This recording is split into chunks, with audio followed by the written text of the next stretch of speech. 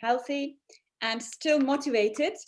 So I myself have been looking forward to this day since December 23rd. We had the first part of Byzantine music, Introduction to Byzantine Music, and it was a horizon opening, wonderful talk. And I'm mostly delighted today again to introduce two prolific scholars in this field and beyond, Cenk Güray and Nevin Şahin. I will not take too long. I will just recall their works and their interests. I'm also happy to introduce that Nevin Şahin is a faculty member at Hacettepe University State Conservatory together with Cenk Güray. He has so many interests, publications on music theory, makam theory and applications, theory of cycles, its relations with music theory, and also in many ways, the many aspects of bağlama and as a performer as well. So it's not enough for me to talk about Cenk Güray at this point, but I will just move on to a very I am an admirer of Nevin Şahin. I must say that. She is also has minors in sociology and music, so very multidisciplinary young scholar with publications and interest areas, including Byzantine music and well beyond. So I will not talk more, and I will leave the floor for this wonderful topic about the Byzantine music. Now, as we have the introduction back in December, so it's now the Byzantine Chant and its reflections in the neighboring geographies, which is utterly important topic as an art historian for our material. And now it's reflection on music. It will be wonderful to hear, and I'm so excited. So welcome back again, and hope you enjoy this talk. So have a lovely evening. Thank you, Sercan Hocam. Thank you, Luca Hocam. Let me share my screen, if my computer allows.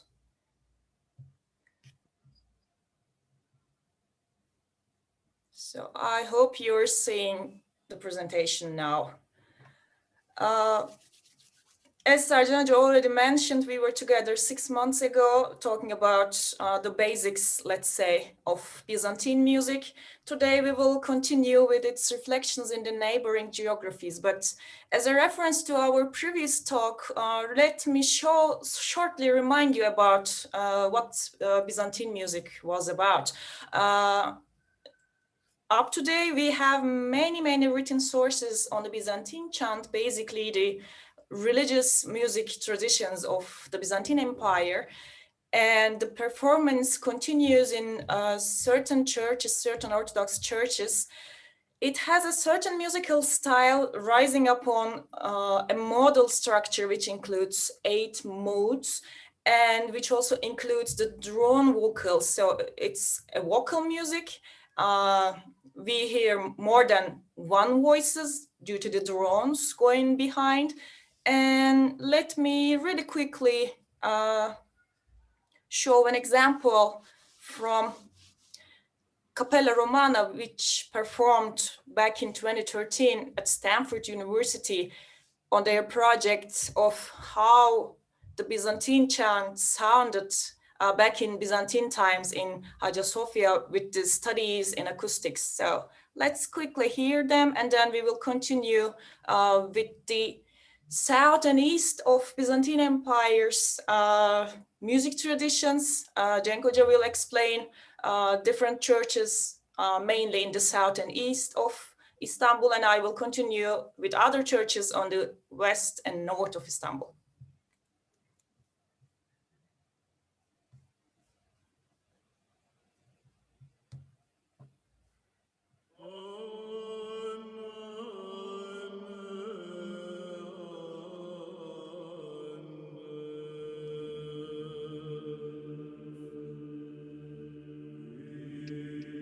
We can't hear it. Sorry, Nevin, for the... That's a huge problem. I can hear. I can hear You Luca. can hear because here I Yes. cannot. Here I cannot. I Sorry think about it's that. maybe it's with you because I can hear without any problem. Okay, okay, good, good, good. Okay, starting from the beginning again.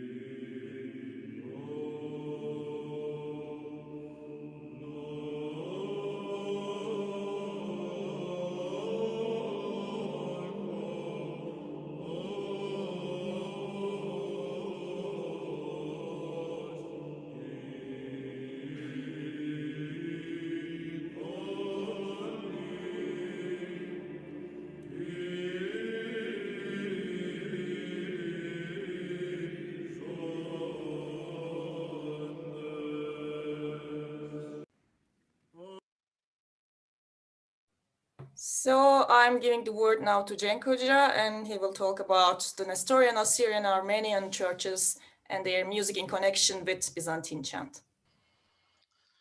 Thank you, Nevin, for the nice introduction. Good afternoon, good evening, everybody. We are very honored again to be your guest speakers here. Again, we are very happy to talk about a very interesting topic again, both from our side and from the side of Byzantine culture. I will mainly concentrate on Nestorian, Syrian and Armenian churches, on which I have conducted some researches in the previous years. So I will give some details, some brief details about these churches and their music traditions, of course. So we can skip, Nevin. One of the most interesting churches based on Anatolia, I think, should be the Nestorian church. It is an Anatolian-based church which had been constructed during the 5th century after Christ, of course, and it has lived long years in Anatolia with a very lively musical and religious tradition. Unfortunately, in the last century, the Nestorian community had mostly left Anatolia, and they have been decreased in number also, again, unfortunately.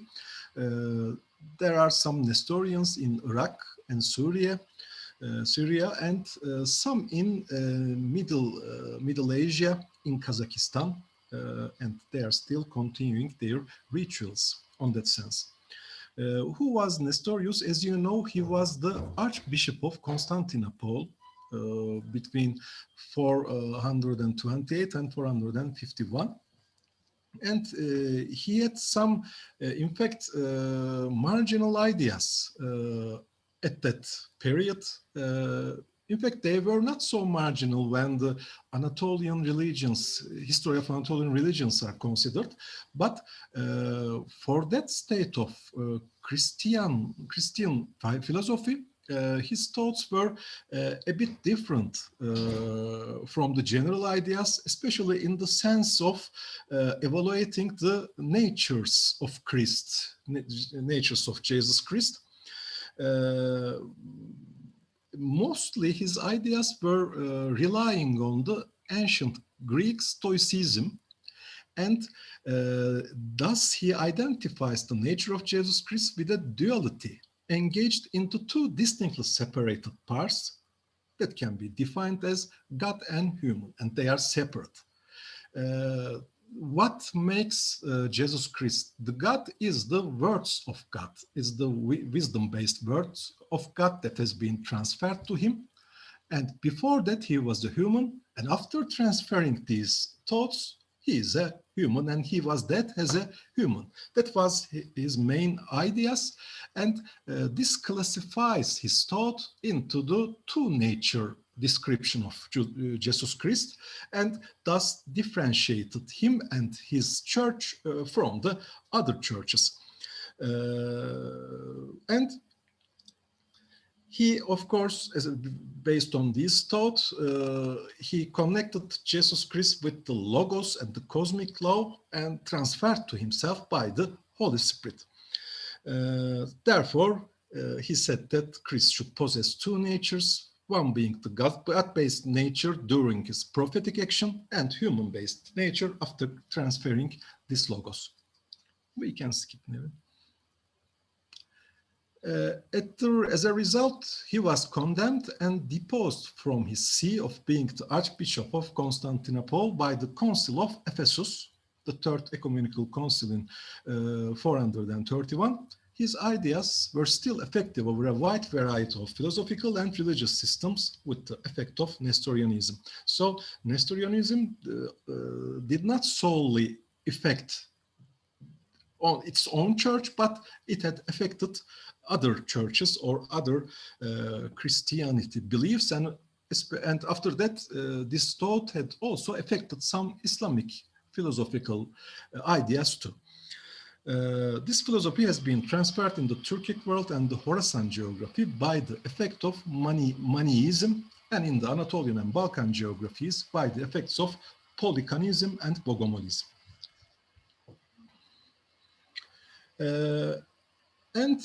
There, at the problematic days of the Ottoman Empire, especially at the 19th century, where there were great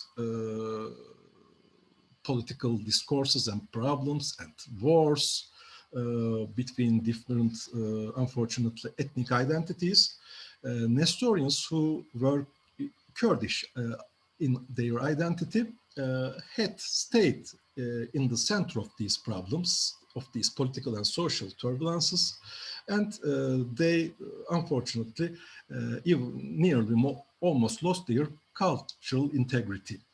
The remains of the Nestorian patriarchs is still in the village of Koçanis, lying in the north of Hakkari, and here is a picture of this patriarch monastery. It has been just transferred in the during the social researchers at the final days of the Ottoman Empire, and all these knowledges are transferred from these records. Because of that reason, unfortunately, we have no records of Nestorian music in Nestorian Church that had remained from the Ottoman times.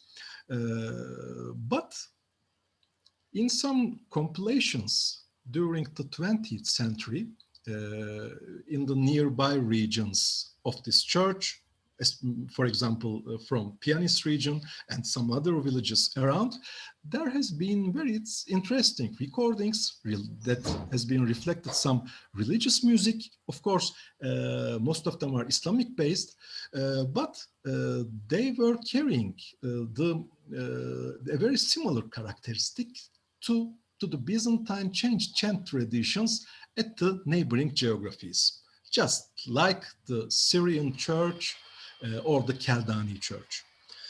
So I will give some interesting examples, two small examples from these compilations that had been recorded in the 50s from that region, from the village of Pianis. And let's listen to these people, to these performances.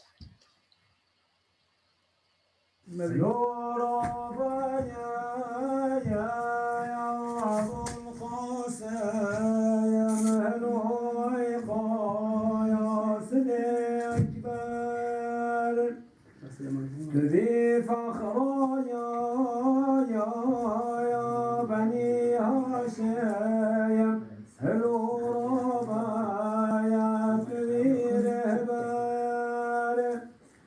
جناف معايا يا القدم بين هلو طايا هلو ياسين جدل صوتي أمد مسكين بني أسكي سوار بار هلو It's enough, Nevin, because it continues itself, the phrases, and the next one. قيامات قيم يوم الدهيب يوم جراب بعزتي أمكبتي بلوكته بمحمد مصطفى يا أمكبتني بلوكته شافع محمد مصطفى قيام دروجا جمعويا نبزيكويا وهدنا مويا مفاري مهر مولايا بمحمد مصطفى مفاري مهر مولايا شافع محمد Enough, Nevin, مصطفى I think. The first one was about the resurrection or resurgence, or rebirth, reborn, being reborn, characteristics that are very common in many religious identities in Anatolia. And the second one was about apocalypse tradition, Kıyamet. And in fact, you will will easily see that this Nestorian church tradition should be very close to Assyrian church, because they are very close in geography, and they are basing on the same musical tradition, in fact. So we will hear the same method of singing and same makam structures in the Assyrian church too. And we should also remind all the listeners about the fact that Byzantine church music, of course, had affected a very large geography. But in each geography it traveled, it had interacted with the regional musical traditions. So this homophonic choral singing style has taken the characteristics of the regional singing styles. So in each region, in each church, different performance and musical characteristics had appeared.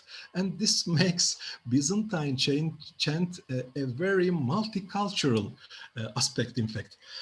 So Assyrian church is a very, in fact, very rich church in that sense. And we are very lucky that the musical tradition and the religious tradition is still continuing, especially in Mardin country in Turkey, Mardin part of Turkey. As I have told a while ago, it is strongly interacted with Nestorian church traditions. And the Assyrian church represents the oldest church-based ceremonial repertoire in Orthodox Christian world and in Eastern Christianity, by the special effects of Saint Abraham, Morafrem, and mystic poet Bardajsan. So we can say that a musical tradition was active in the Assyrian church after the 1st century. So it is, I think, one of the oldest traditions, oldest church music traditions in all the Christian world. Assyrian church was standing at the core of also the translation activities that had been transferring the ancient sources to the medieval period, so they are important in that sense too. This church music characteristic had, maybe we can skip Nevin, had reached the summit during the 7th century with a repertoire of more than 3,000 hymns. Currently, only half of this voice performance-based repertoire can be remembered because most of them were not written. And after some centuries later, these repertoires were reported in published or handwritten texts. The prayer program in the Assyrian church music that has been conducted by the performance of the hymns were written in 10 manuscripts via a makam-based music practice. So, 8 makam-based practice also lies in the center of this church music too, just like as the Istanbul-based Byzantine music tradition. So, there is again 8 makams in this church too. The church music traditions of the Byzantine, Armenian, and the Assyrian churches resemble each other, being based on the 8 makam-based system. The makams of the Assyrian church are named as Kadmoyo, Trayono, Tritoyo, Ribihoyo, Himishoyo, Shtitoyo, Shibipoyo, and Timinoyo, and these are the numbers. First makam, second makam, third makam, like that. And we call this tradition as octoekos, 8 echo, in other words. The musical characteristics of the Assyrian church, what can we say about this? Although it is possible to perform each verse of an hymn using a different makam, usually the ceremonial structure is limited to a single makam for the ceremony of a specific week. In fact, in Assyrian church, there are specific topics and specific makam associated with that topic for each week. And these these ceremonial traditions repeat itself for every 8 weeks. So there is a program composed for 8 weeks, and for each week another makam is used, and all the hymns are sang in this makam. There may be separate men's and women's choirs in performance, in which the number of performances increase as the ceremony proceeds. So at the first instances of the ceremony, only a singer, maybe most probably the lead singer of the choir, sings the hymn, and after that the other singers, and at the end the public enters the singing process. Usually in the prayer program, the first 2 verses of the hymns are dedicated to Mother Mary, the next 2 verses are dedicated to the saints, the 5th and 6th verses are dedicated to repentance, and the final 2 verses are dedicated to the deaths. We can skip Nevin. How the ceremonial program goes for 8 weeks. Let's discuss about it, and let's discuss about the makams and the symbolic esoteric meanings based on the 4 elements. As I told a while ago, this ceremonial program has been divided into a cyclic 8-week period with the below order, and the indicated makams are used for the performance. And just like as in the tradition of the medieval music theory, especially it is observed in Islamic theory also, but this knowledge is of course based on the ancient Greece music theory too. Every makam structure is related, is thought to be related to an element. And this element just remarks to one of the 4 main elements on which all the universe is created. If I'm not wrong, I have told some details about this phenomena in the last speech.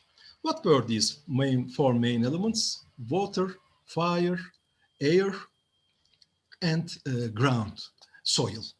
So each of these elements have some physical specialities that transfer their qualities, characteristics to the makams representing them. So, for example, warm and moist, cold and moist, warm and dry, cold and dry are the characteristics of these elements. And the characteristics of these elements are also being reflected on the makams performed, and these makams give compatible feelings to the listeners and the believers. So the first makam, Kadmoyo, gives a warm and the moist feeling to the listeners or the believers there, let's say, and the others are sequenced accordingly, of course. And each week, one of these makams were performed. For example, the first Sunday, the first week is church celebration day. In fact, this church celebration day is the birth of Christ. It symbolizes the birth of Christ. The second Sunday is the regeneration Sunday and the makam Trayono. The third Sunday, the Evangel Sunday of Zacharias. The fourth Sunday, the Evangel Sunday of Mother Mary. The fifth Sunday represents the visit of Mother Mary, visit by Mother Mary to Elizabeth, the mother of John the Baptist, and the birth of John the Baptist then is represented by the sixth Sunday, and the seventh Sunday is the Revelation Sunday of John the Baptist, and it symbolizes the patience too, in that sense. And the eighth Sunday is the Sunday before the Holy Birth, the birth of Christ. So after that, we start again from the first ceremony. So we return back to first Sunday. So it is a cyclic ceremony that goes through all the year. Sometimes these makams can be interchanged with each other. We can skip now. So let's hear some examples. We have very interesting examples, but unfortunately, I couldn't find my own recordings. So these are some studio recordings, not directly from the ceremony. So I am sorry for that. But the singing just reflects, in fact, this religious performance. But unfortunately, there are some instruments that are being used. And in the modern times, during the last 10 years, unfortunately, some instruments also enter the performances in Syrian church. But in fact, they are not usually using instruments in their performances. Especially, we see this phenomenon, especially in Keldani church, which is Istanbul-based for the last 30 years, if I'm not wrong.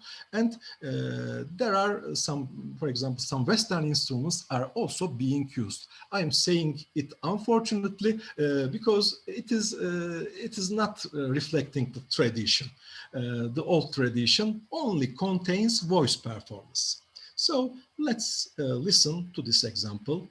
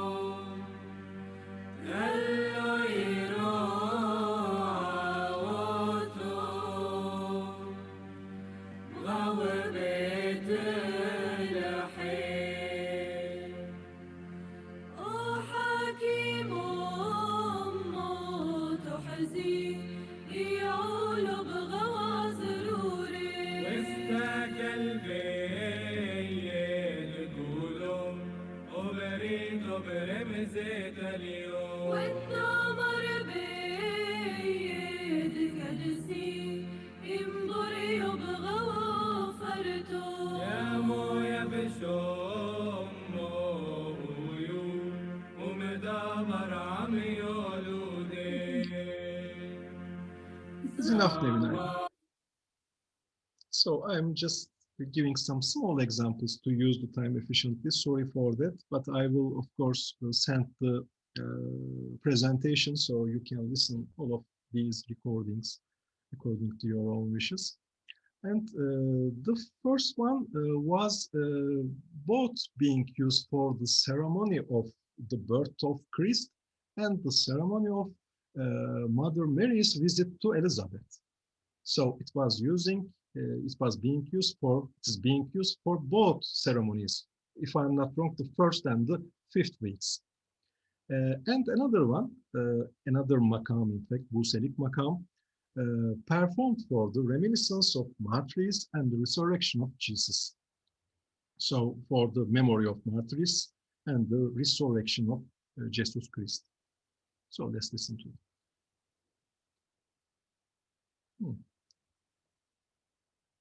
Thank you, Nevin.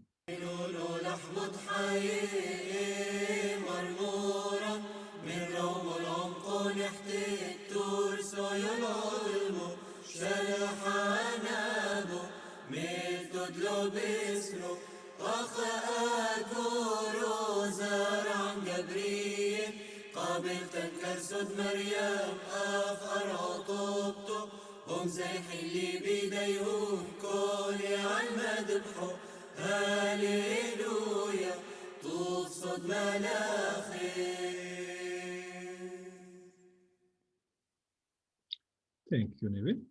And the first hymn was in Uşak Makam, if I'm not wrong. And usually the Uşak Makam is the first makam in many of the church traditions. As you can remember, in our first seminar, we had also defined the makam structures in Istanbul-based Byzantine music and defined the first makam as Uşak when compared to the Turkish music theory. And the same makam is used for the Assyrian church too. So let's come to another great church, one of the most important church traditions of the Anatolian land, which is Armenian Apostolic Church. Why is apostolic? Because the construction of the church is related with apostolos.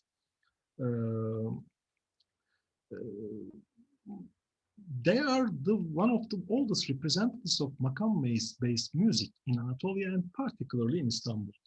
What I mean by the word particularly, because this church is constructed in Eastern Anatolia, in fact, and Etchmiadzin and the eastern cities of Anatolia. So, in fact, this church is Eastern Anatolia based at the first construction, in its first construction. At the time of Fatih Sultan Mehmet, another church for Armenian tradition was constructed by himself in Istanbul, and today's church in Istanbul is the continuation of that church that was constructed by Fatih Sultan Mehmet. So its effect has been centuries later being moved to Istanbul. In fact, Armenian church is based on Eastern Anatolia and that geography. But the Armenian church music had taken its final shape between 12th and 19th centuries, and with the special effect of Armenian folk music. The church music traditions, in fact, in Armenian Apostolic Church, has been depending on two very strong sources. One of them is the Armenian folk music, which is very rich, and the second one is Armenian mythology. Armenian mythological findings, mythological stories, mythological narratives are very effective in Armenian church repertoire, and also not only in the church music repertoire, but also in the belief system too. First, at the beginning, it was located as a center of Katolikos in Etchmiadzin. In fact, the leaders are still being called as Katolikos, the religious leaders. The efficient place of the clergy in the public should be the key factor for the strong connection between the Armenian traditional music and the church music. So the efficient place of the clergy in the public is very important for Armenian church. And how can we understand this phenomenon in a more effective way? By thinking of Vartabet Gomidas, for example. Gomidas Vartabet was a very important religious person in the 19th century of Istanbul. He was born in Kütahya, but later on moved to Istanbul as the musical director of the Armenian church, and he was the first people who make some compilations to find out the Armenian folk music in different parts of Armenian geography and also in Anatolia, of course. So it is not very, or I can say it's very interesting that a religious man was very much integrated with folk music compilations. But when you search about the Armenian tradition, you can easily observe that these two traditions, the religion and the folk tradition, are strongly going together.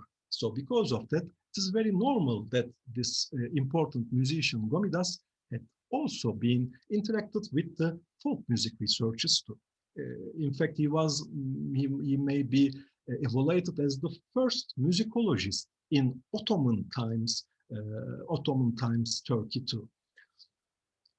The founder of this church was St. Gregor Lusarovich. As it is related to the church, it is related to the Apostoles. It is called the Apostolic Church. It doesn't believe in two natures of Jesus Christ. So because of that, it is called a monophysite church, unifying the good and the human in one nature. So as you know, there are three identifications, there are three divisions to define the nature of Jesus Christ.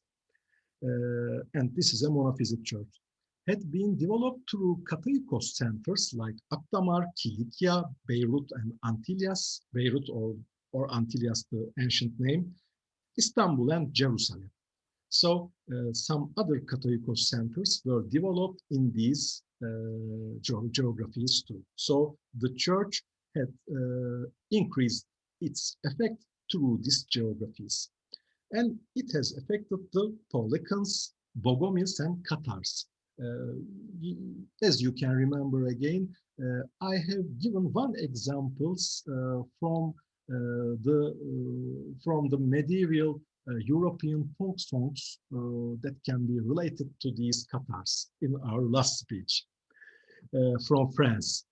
And this religion and the religious background is strongly connected to the mythic history of Anatolia, Mesopotamia, and Caucasia. We can also tell this. We can also put forward this idea too. And the Patriarchate was located in Istanbul in 1461 in the reign of Fatih Sultan Mehmed. And Istanbul, after this date, came forward as a religious and art center for the Anatolian Armenians. There is a very important characteristic in the 19th century for Armenian religious music. He is Hamparsum Limonjian. He is a church singer, a composer, and a performer, and especially he has been standing as a key figure for the transmission of church repertoire via the Hamparsum notation that he had invented. So he is a very interesting and important person by means of writing down the Armenian church repertoire during the 19th century and enabling the transferring of these materials to the later ages. Maybe Nevin can tell some details about this Hamparsum notation because she is engaged in a very important project regarding this notation system. Nevin, will you please? Yeah, I was just waiting to jump into the word about Hamparsum notation. He is significant for not only enabling the transmission of Armenian church repertoire, but also the classical Turkish music into today, because as we mentioned in our previous presentation, The oral tradition dominated the music traditions in Anatolia, and classical Turkish music was not an exception. So the people didn't use notation for transmitting the music information tradition from one generation to another. So most people, starting from the 19th century, used Hamparsu notation for transmitting non-religious repertoire into written tradition, I can say. When you check my previous project, Corpus Musicae Ottomanicae, it is mostly based on the critical editions of written music sources in Hamparsu notation back in the 19th and early 20th centuries. Already some of the editions are published. You can visit the webpage and check the reigning repertoire of the 19th and early 20th centuries in the non-religious domain, I can say, and some religious music from the Muslim tradition is also recorded in Hamparsu notation. You can find more information about the notation, how to transcribe it into modern day Western staff notation, and how to interpret it. You can find more information in the website. So you can continue, Cenk Hocam. Thank you. Thank you, Nevin. Thank you very much. And thank you for all the people who had given so much effort to that valuable project still going on. And, now we can hear an example from this repertoire, and I should again underline this fact too. What we call the Armenian church repertoire now in Turkey is the Istanbul-based one, because we have not so much Armenian churches active in the eastern parts of Turkey. So we have especially have them active in Istanbul. So still the continuing repertoire is being based on Istanbul. So you will hear some interesting materials deeply related with Istanbul music traditions, Turkish music traditions, and Byzantine chant traditions for the Greek Orthodox Church, let's say. Please, Nevin, let's hear.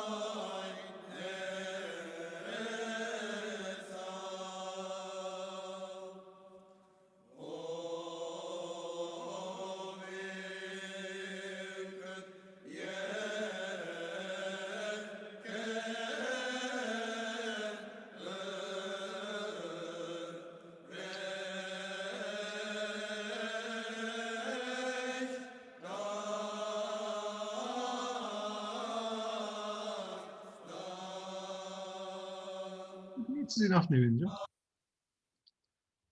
Thank you very much. Can we go back to the last slide, please, Nevin? Because there were the names of the singers. Yes, the leading singer that is standing at the left-hand side of the screen was Nişan Çalgıcıyan. He is the lead singer, lead choir performer, and the musical director of the church, which is located in the Balıkpazarı district of Istanbul, which is called Surp Yerortutyum Church, Holy Trinity.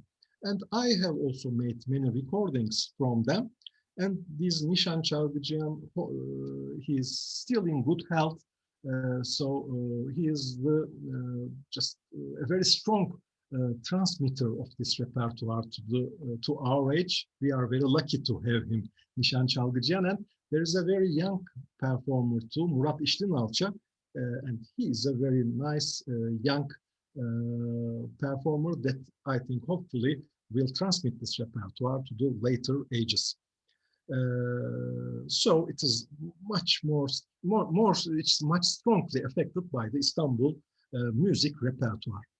than the other Eastern-based churches. For example, this Assyrian church was very similar to Arabic music, as you can hear, but this repertoire is mostly strongly engaged with Istanbul-based music repertoire.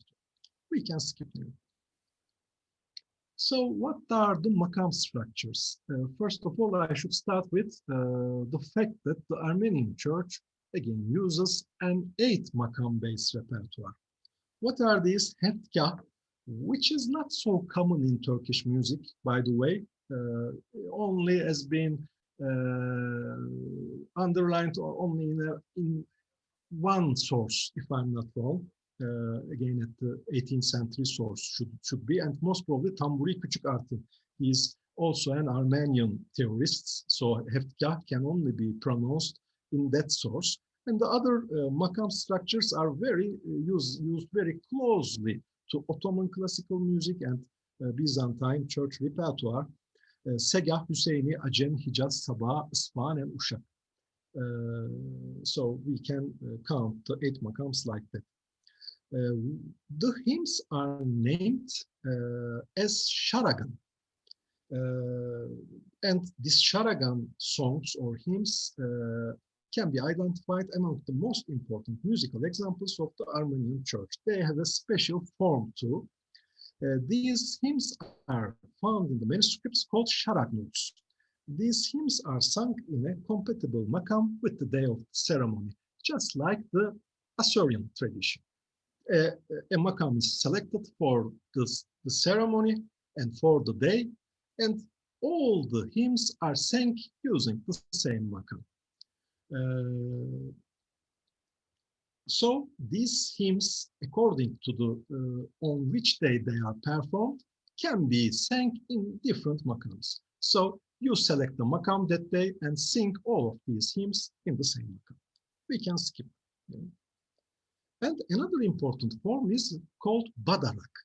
It means sacrifice, and it just symbolizes the presentation of his blood and flesh to his disciples by the Jesus Christ via wine and bread during the Last Supper. And this badarak ceremony just symbolizes this Last Supper event.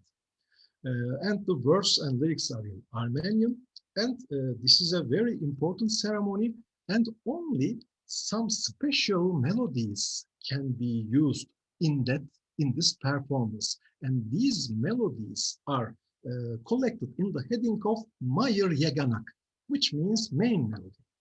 And these melodies are just being collected since the 12th century. But in the later years, some distinguished composers are given the right to compose some new melodies, but using these old type melodies. Just using these melodies, they are inventing some variations of it. Like so, 8 composers for whom the names are known have the right to compose badarak ceremonial musics, and the most important them is Gomidas, who is also known as the founder of the Armenian national music.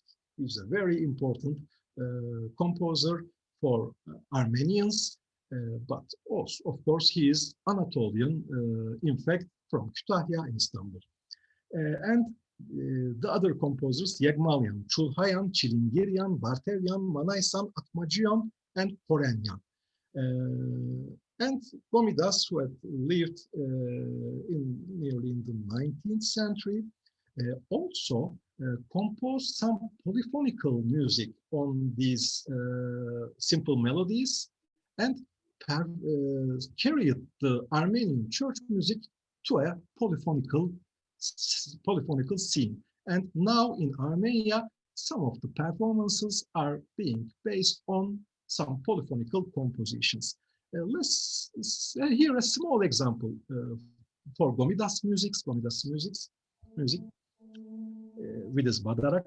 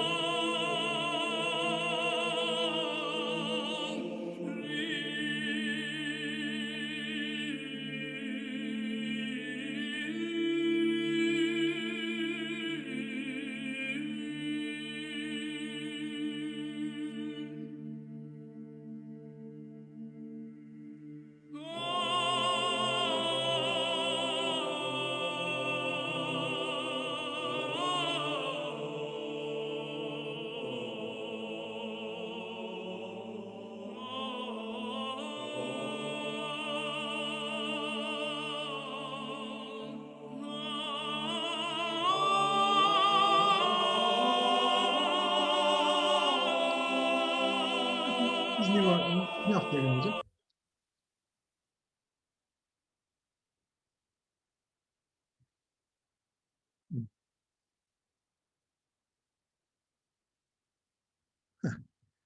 Thank you very much. Sorry for having to stop it because of time, using the time efficient.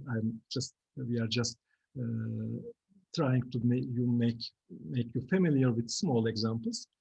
And maybe we should again emphasize something here. What we call homophonic music is a music that is being accompanied by a single sound.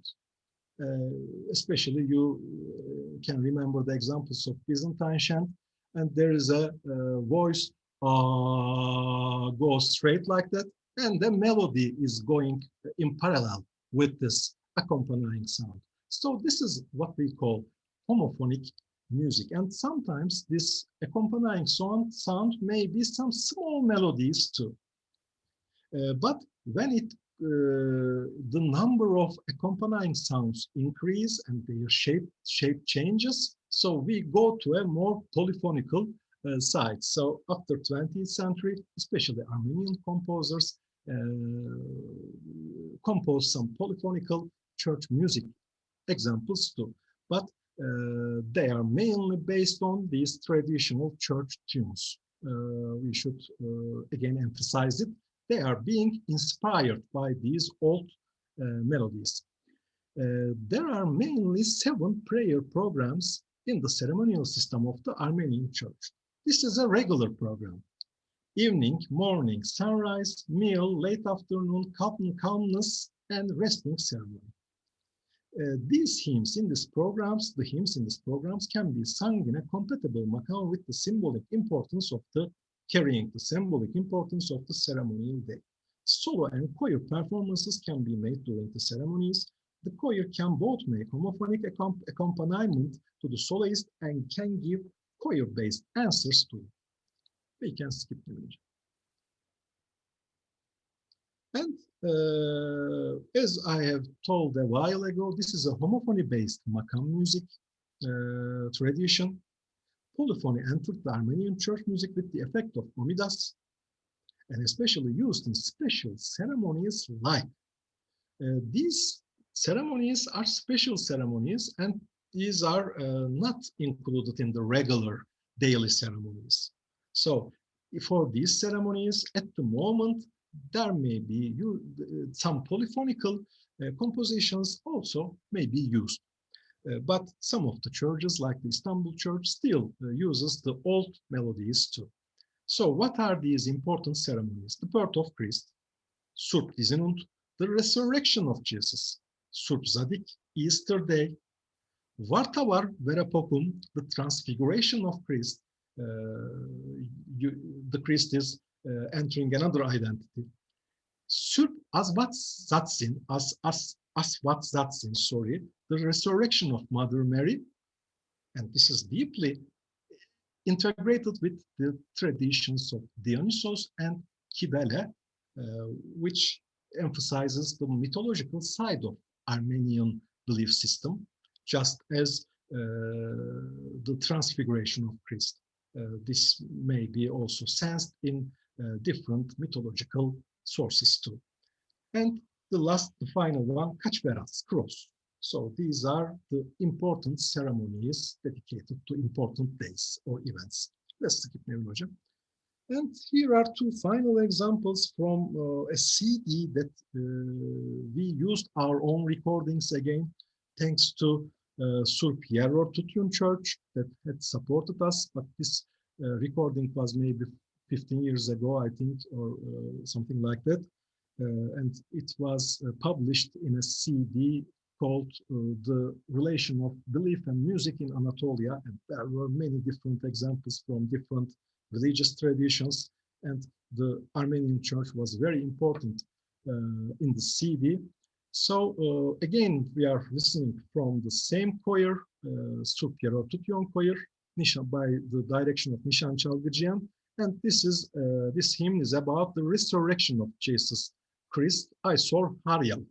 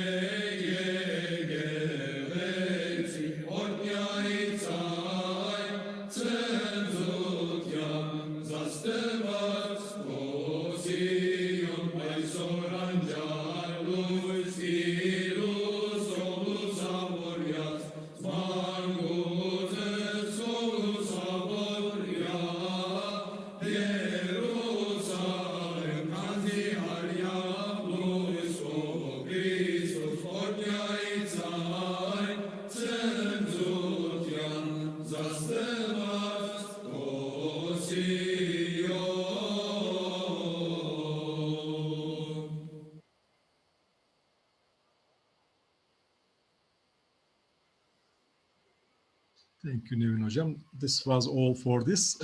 So the next slide, please. It's here. Thank you very much. And again, another hymn.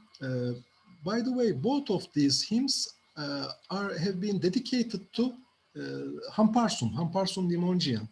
Maybe they are dedicated for his effect of transmission by his notations, or maybe he was the composer of these hymns. We don't know exactly, but for both of these hymns, the note is given by belonging to Hamparsun, and this is Aravot Luso, which means the bright light, bright morning with heavenly light. And this tradition of light, the engagement of light, is very strong in Armenian church, and this is mostly, I think, most probably related to old Anatolian belief systems also. And this is Buselik or Niavent Makam, and again performed by the Surp Yerortutyun church choir.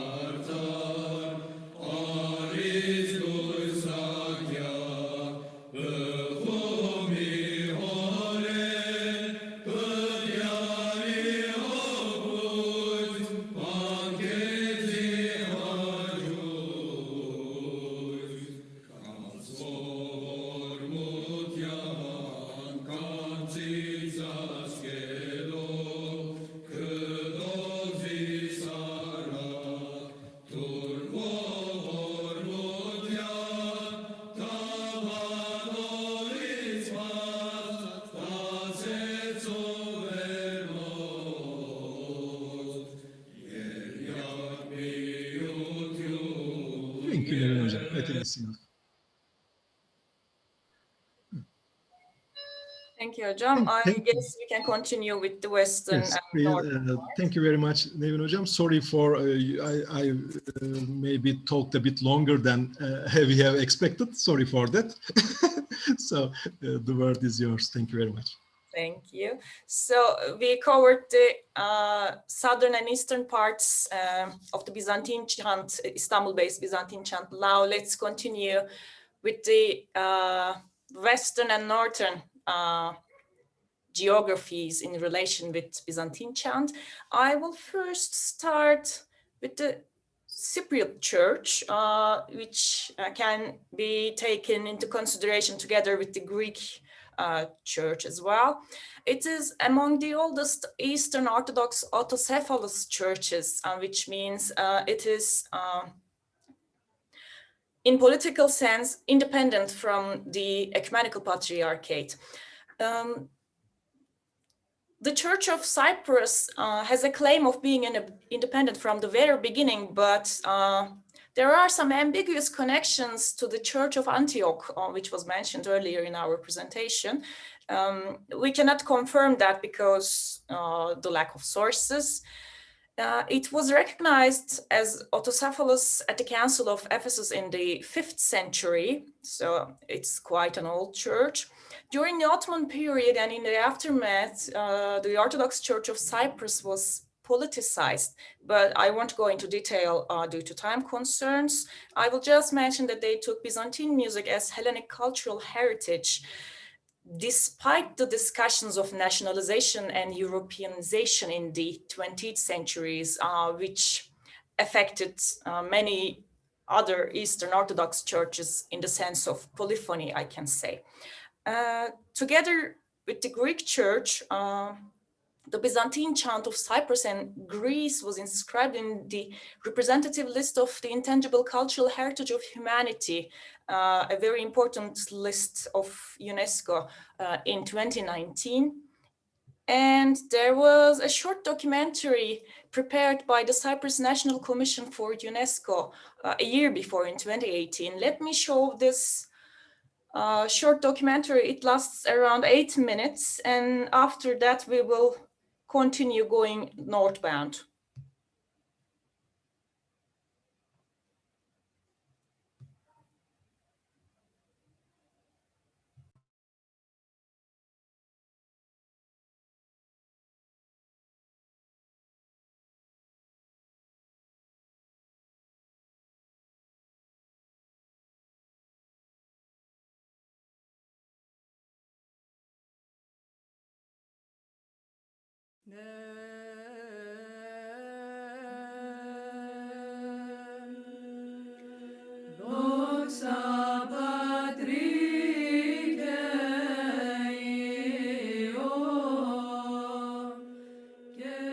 Η βυζαντινή μουσική είναι τρόπος ζωής. Είναι κάτι το οποίο φέρουμε μέσα μας από την μικρή μας ηλικία και το συνεχίζουμε και το έχουμε συνοδεύει τη ζωή μας μέχρι το τέλος της ζωής μας.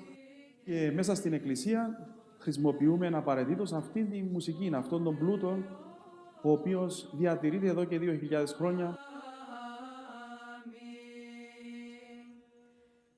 Η μουσική αυτή καθορίζει τον Έλληνα.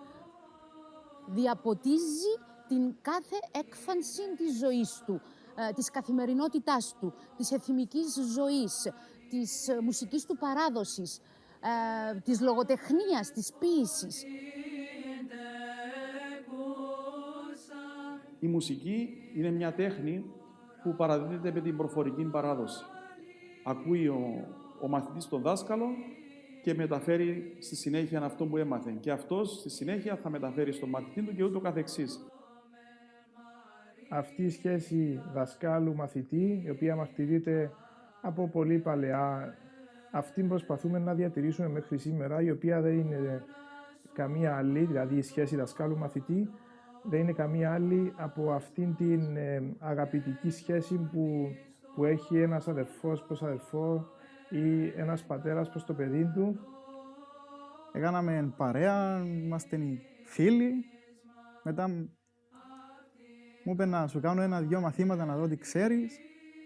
Κάναμε τα μαθήματα και προχωρούμε μαζί.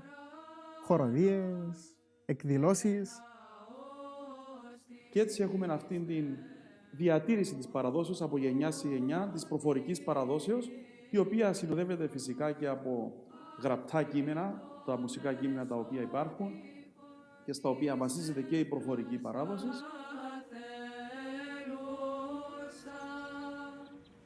Η βυζαντινή μουσική, εκτός που πρέπει να διαθέτεις σίγουρα φωνή, σίγουρα ακούσματα, όμως θέλει πολύ διάβασμα. Θέλει πολλή προετοιμασία για να είσαι σωστός στο ψαλτήριο και βοηθά πάρα πολλά να ξέρεις αρχαία ελληνικά.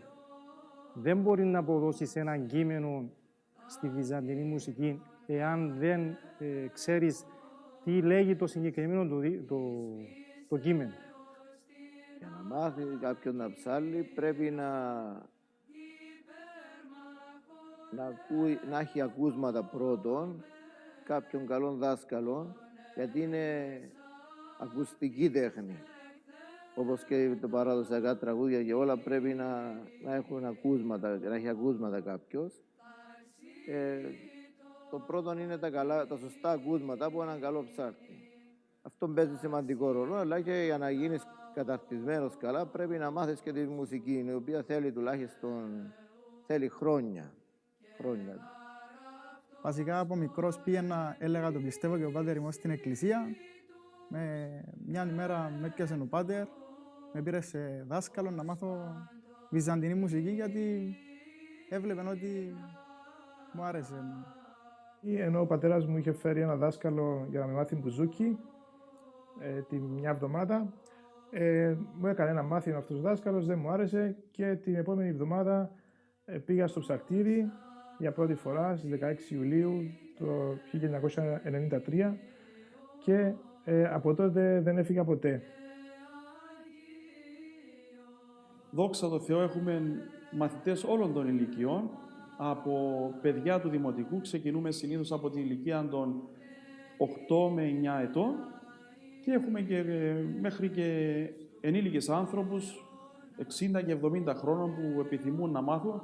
Είμαστε ανοιχτοί σε όλες τις ηλικίες, μαθαίνουν όμως τα βασικά στοιχεία. Στη συνέχεια, αφού αποφοιτήσουν από την σχολή αυτή, πηγαίνουν και ψάλουν στις διάφορες ακολουθίες που γίνονται στις εκκλησίες μας κάθε Κυριακή και σε κάθε γιορτή. Ο πατέρας μου και ο παππούς μου και οι θείοι μου ήταν όλοι ψάλτες. Πρώτα ο παππούς το άλλαξε. Οι προπάποι μου ήταν καλή φωνή και εκείνοι, αλλά τραγουδούσαν αμανέδες, τραγούδια, οπότε μου έλεγε ο παππούς μου. Αλλά το ψάλτης ξεκίνησε το παππούς, έτσι άλλαξε το επίθετο της οικογένειας και έχουμε το επίθετο ψάλτης.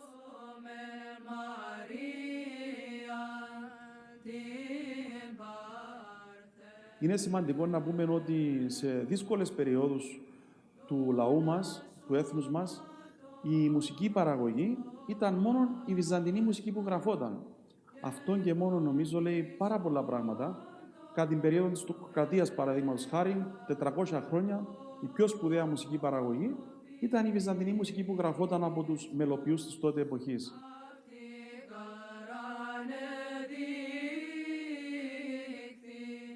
Για μας είναι ο τρόπος με τον οποίο εκφραζόμαστε και στη σχέση μας και προς τον Θεό, στη λατρεία μας, αλλά και προς τους συνανθρώπους μας.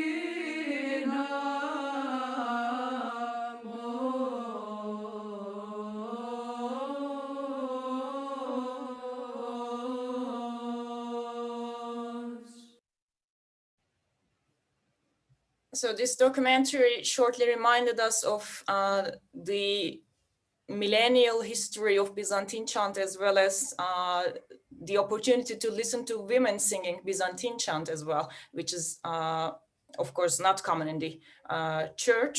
So the selection of a choir by nuns in a monastery was quite clever by the Cyprus National Commission, in my opinion. So now let's move northbound and visit the Bulgarian Orthodox Church, which is also autocephalous church, which was recognized by the Patriarchate of Constantinople in the early 10th century. It is the oldest Slavic Orthodox church, and we can directly refer to the Byzantine chant and octoikos when talking about the monodic singing in the Bulgarian Orthodox Church, that is the music with one single melody. In comparison, there is also polyphonic singing developed under the influence of Russia in the 19th century. For example, if you want to hear the musical performances at the Alexander Nevsky Cathedral of Sofia today, you will mostly hear a polyphonic singing, which resembles mostly the Russian style. But I will show you two examples which can be more easily related to Byzantine chant. One is from the Sofia Boys Choir. They are singing at Stragion, sorry for my bad pronunciation. This is a hymn for the Holy Trinity, and it has a modal structure, as you will hear in a second.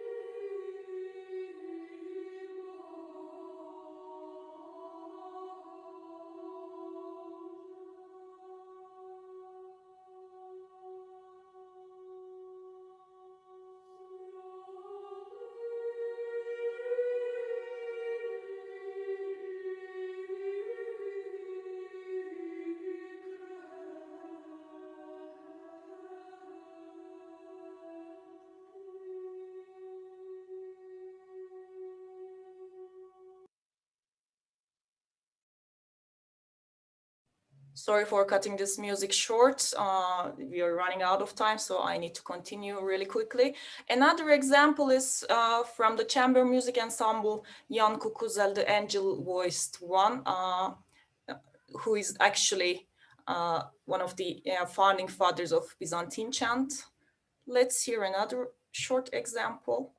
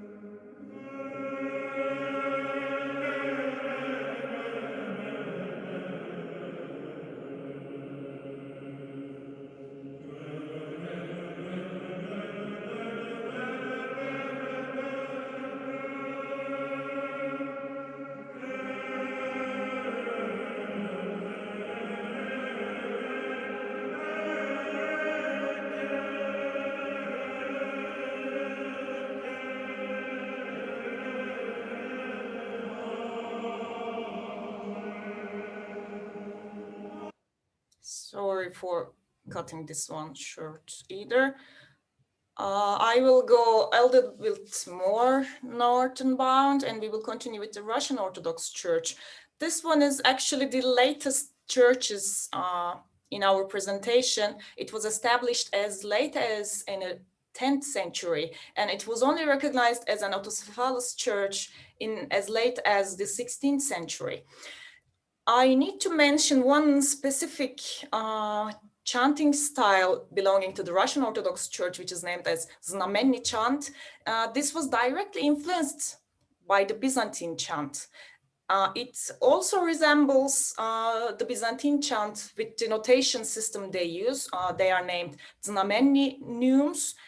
They are different from the Western staff notation. They have specific characters for writing music down. And it is also a monophonic way of singing, again, quite similar to Byzantine chant. But when we continue historically towards today, in the 18th century, we see the influence of Catholic Church choirs, which led to polyphony in the Russian Orthodox Church, and which influenced other Slavic churches later. As I mentioned, Bulgarian Orthodox Church was among those Slavic churches in going towards polyphony. Let's hear a short example of Znamenny chant. This was performed 4 years ago, and you will see some examples of the notation in this short clip as well.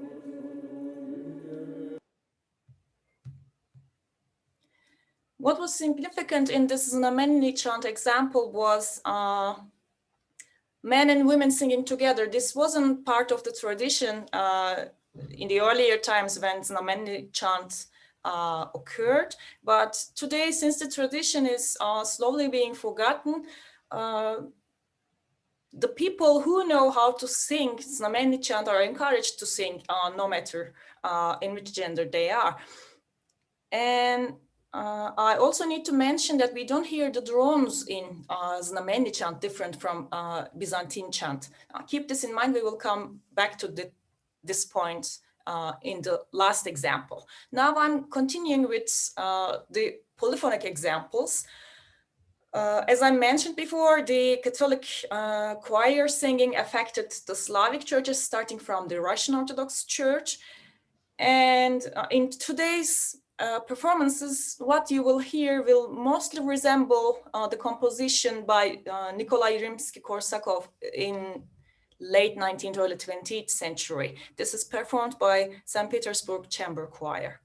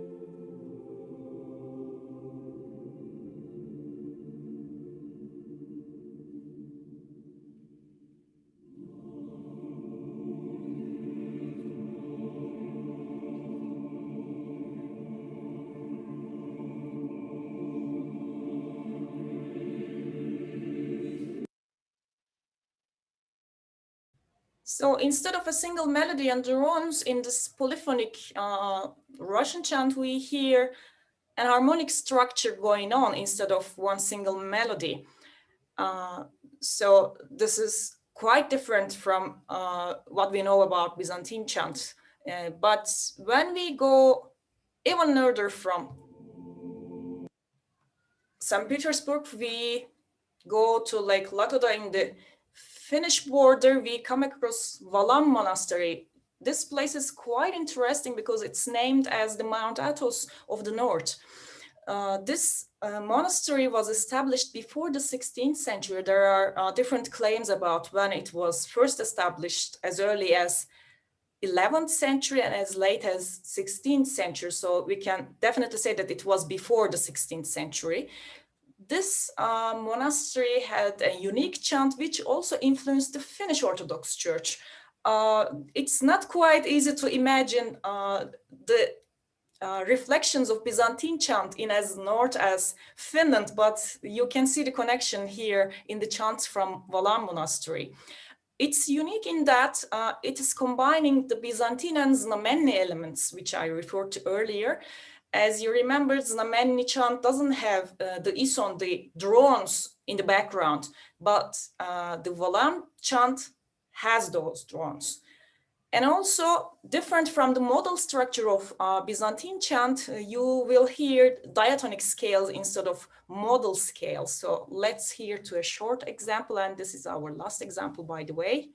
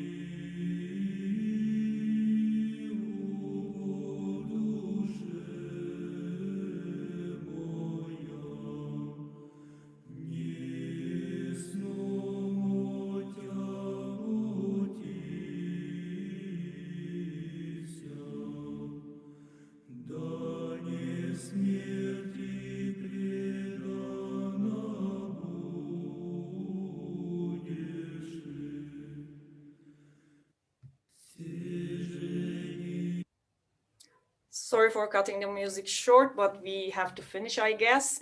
Thank you for attending our seminar today. It was a great gratitude for us to be together with you. And here you can see our references. I guess now we can leave the floor for questions. Thank you.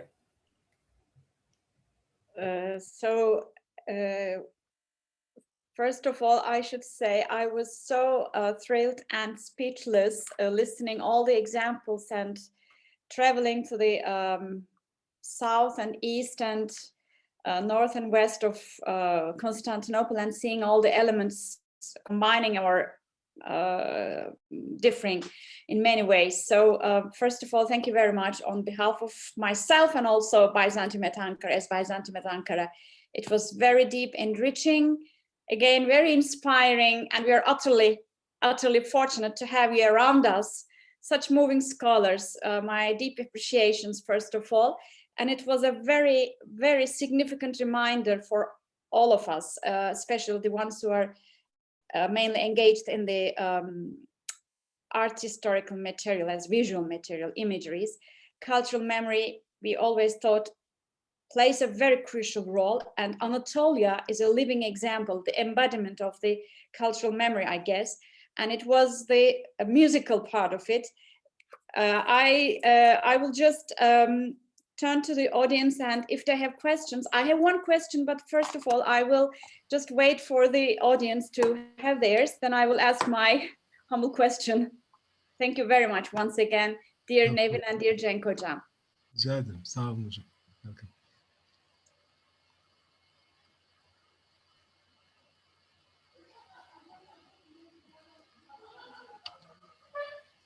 There is a question in the chat, John. Yeah, I have just recognized. I was reading the thanks, and yes, there is a question from Schlesser, Christine. This was a fantastic lecture. Perhaps this is too broad a question, but I'm wondering how European polyphony developed in such an entirely different tonality than Eastern polyphony. Thank you, Christina.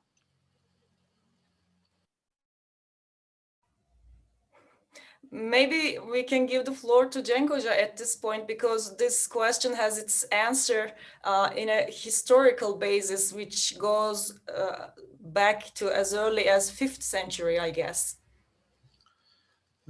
Thank you, Nevin Hocam. Thank you for the question. It is a very interesting question and a broad question also.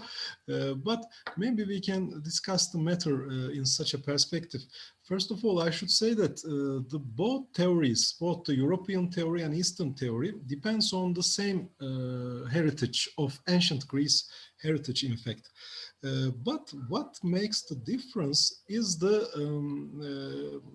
vertical development in European music culture, and I believe that it should be a cultural choice. But this cultural choice has been largely engaged with the performance characteristics in church too, by the way, because we first observe the first examples of the what we call now polyphony at 9th or 10th centuries in European scene. And there are, first of all, two different sound materials, two different melodies go interacting with each other, then a 3 and the 4th, and then some systematic choices, some theoretical choices to perform all these melodies in a harmony are being developed. But we call them, for example, the earliest examples as motets, again constructed in churches too. But what I can follow is that especially in the 15th century and 16th century, we are now carrying out a thesis on that sense. We had examined the composers in Istanbul and in Europe, in Italy. And we observed that 15th century and 16th century composers in Eastern part containing the Istanbul and other music cultures put the makam-based choices in the keys, for the keys of constructing the melodies as the key factor to construct the melodies. They are putting the makam on the bass. How do they do that?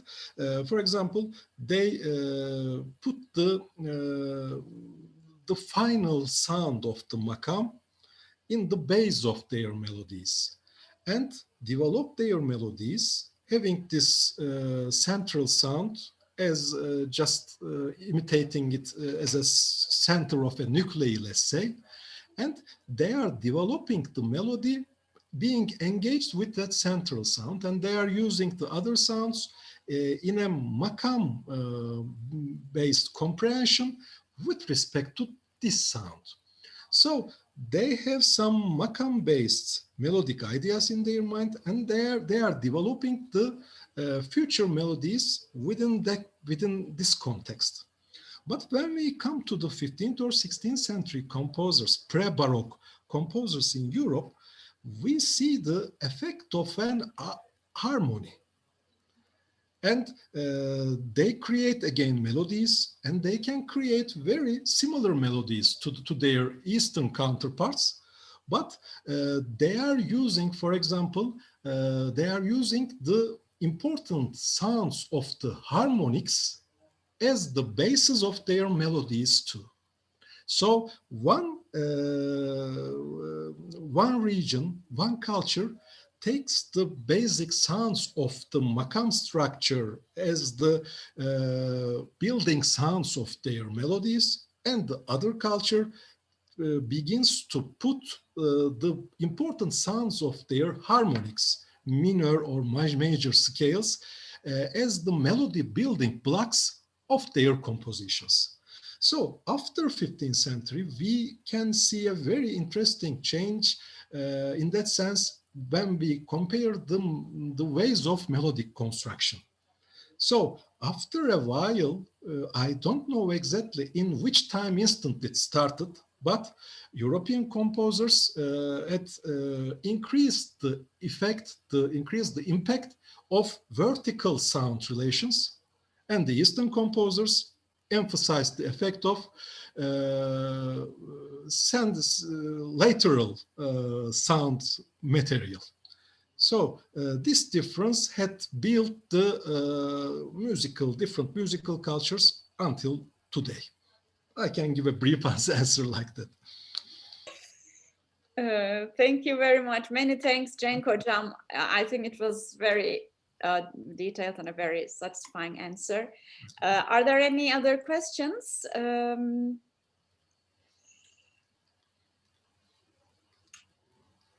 Can I ask my questions? I have two questions, and it's maybe my ignorance. First one is the women's choir. As far as I know, in the Constantinopolitan-based Byzantine tradition, they are not allowed to sing, or this is the general idea we have. So what would you say about the origins in the Assyrian church, or in Cyprus? We have seen the women's choir, and we know the early, for the 4th century, we have epigraphical documents that women were active in the liturgy. For example, they were doing even baptizing, but later on, following the 5th and 6th centuries, they were cut off from the liturgical duties as well. What would you say about their presence in the Assyrian church in that way? Cenk Hocam or Nevin Hocam? Maybe I can try to answer, Nevin, if you give permission. These, especially Syrian church and Nestorian church, and sometimes maybe Armenian church can be included in that group too, is largely interacted with old Mesopotamian belief systems. So in old Mesopotamian belief systems, the woman is very important as a religious character, because the mother goddess tradition and all the women religious personalities are very common in that geography, in fact. So most probably we are experiencing this past experience in the early Christianity performance. I can maybe put it this way. That is what I can think, because even in the very old recordings, we can see some women performing in the Assyrian church. It is very interesting, and it's a very old tradition. Still they can perform. By the way, if you go to Mardin, you can see some small women choirs, not as many as men's choirs, but there are women choirs. So it is still continuing. I think it is the effect and strength of tradition, maybe. Thank you, Cenk Hocam. Yeah, it's quite true. I think it's the old Mesopotamian belief system and the matriarchal way of doing these ministries, for example. And also maybe in relation to that, also for the Assyrian church, there was this very close interaction between text and music in the liturgy, in the church liturgy. Could we say that it's a unique characteristic for, among others, that there is a very strong presence of music and liturgy? In every 8 weeks, we have the music defines actually a very essential part of liturgy. So how can we also say about this? Because we pretty much unaware of the liturgy. We know that there were hymns. Obviously, it was a big part in the Byzantine church, music. But this direct relation, as in the Assyrian church, what origins, where should we look for origins or how can we interpret also this practice? Again, in the old Mesopotamian recordings, especially in theory writings, we can see some many interesting form interactions between music and literature. The first form definition in old Mesopotamian texts, I think, if I'm not wrong, Sumerian texts, should be related with how do we configure or how do we compose a text with a melody. So integrating texts with the melodies are a very old tradition. It's a very old tradition again in that geography. And this tradition has been very strongly transmitted to Islamic geography, to Islamic culture too. And there's a very interesting and very strong poetry tradition in Mesopotamia, Syria, Iraq, and all Arabic countries, and in Anatolia, of course. Again, I will try to connect it to this strong tradition because it's very interesting, Cenk Hocam. Then the imagery remains, let's put it that way, inferior to music within liturgy. And you're perfectly right. Word is always the most important thing in that geography, transferring by word. And also all the people that we can talk about related to the Assyrian church music are poets, in fact. Bardaisan is a very interesting poet, very marginal, heretic poet, let's say, some kind of. And he has very interesting and marginal ideas, marginal poetry, types of poetry. So, but he is always also evaluated as the founder of church music too. More Afrem, also a poet. So, I think again it should be related to the older traditions.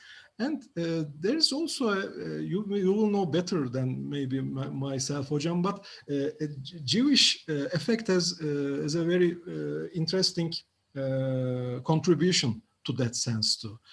In all these geographies, mostly we see a very strong Jewish religious effect too, and their poetic background. Absolutely, Cenk Hocam. Thank you very much. We have this Jewish connection all the way to Georgia, probably. And I have now seen a very nice comment from Irene Giviashvili, our Georgian colleague. Woman choir is so typical for the Georgian church. I was even surprised to hear it's not common. So thank you, Irene. It's common in Georgia. Yes, you are right. Irene Hocam, teşekkür ediyoruz. Thank you. Are there any questions or last minute comments? Then we will conclude our beautiful, not to finish, we want not to finish, we want to hear more. But unfortunately, due to time concerns, we have to limit ourselves and a little bit discipline our appetite for Byzantine music. It's a very huge topic. Once again, thank you very much, Cenk Hocam and Nevin Hocam. Dear Luca, would you like to maybe say last words? The last word is we are waiting for them for a third time because there is much more to discuss. Unfortunately, what can we do? Regular meeting. That's your next fall. We are waiting for you for the third part because I mean now we have. How can I say? As John said, you simply whet our appetites. So we should make eight in the total, huh? 8 talks, it's okay. Like the ceremony. We are totally happy with that. So, Sergiano, it's a promise, eh? This one. Yes. It was a very good way to put it. I'm absolutely in that. Agree with you, and I was also thinking having mini seminar series in collaboration with our the terrific scholars and to learn more, because the more we learn, the more we give meaning and also connect ourselves to actually neighboring regions that we are simply ignoring when doing our own research. So it was really very inspiring in many ways. So we will have the third one. Yes, 8 will be a liturgical format, and we will have definitely more to learn and more to hear music samples and everything. So thank you very much. Hope you enjoy your last May days, and it was again our pleasure. We're so fortunate to have you. So take care until next time. Sergiano, before you forget, see you next week with our special guest, Sergiano herself, giving the last talk of this spring seminar series. So looking forward to it as well. Take care. Thank you. And see you next week. Bye-bye. Bye-bye. Thank you very much. Good evening, everyone. Bye-bye.